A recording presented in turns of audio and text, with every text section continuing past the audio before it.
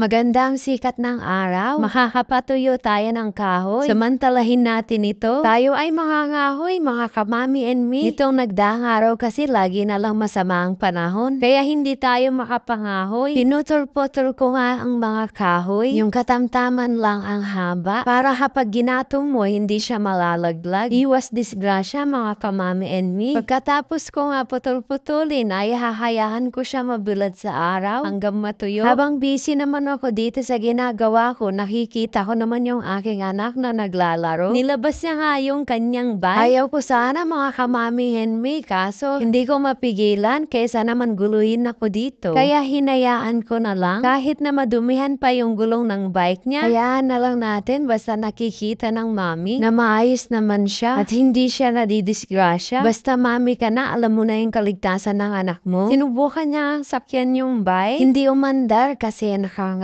yung gulong. Hindi kasi pantay yung lupa, mga kamami and me. Tinulak na nga lang niya ito hanggang makarating dito sa may pwesto ko. Bibilisan na natin to, mga mami. Anong oras na? Kasi papasok pa kami sa school. Maliligo at magbibihis pa kami. Salamat ngayong araw at may natapos na naman ang mami. May gagamitin na naman akong panggatong, pang-init ng tubig. Pag hindi naging masama ang panahon, matutuyo itong mga kahoy ko. Agad-agad. May sinasabi nga yung anak ko. Sira na daw yung preno ng bike niya. Rowa lang ako ng oo. Minamadali ko na kasi itong ginagawa ko. Ayaw ko kasing malate sa school. Tumahimik din naman kasi nga hindi ko pinapansin. Pagkatapos ko nga ay gusto niya raw siya ang maghubad ng guwantes ko. Pinagbigyan ko na. Madali lang naman ito tanggalin. Natuwa ang bata. Basta nilalambing ako ng anak ko, natatanggal yung pagod ko. That's all for today. See you in my next vlog.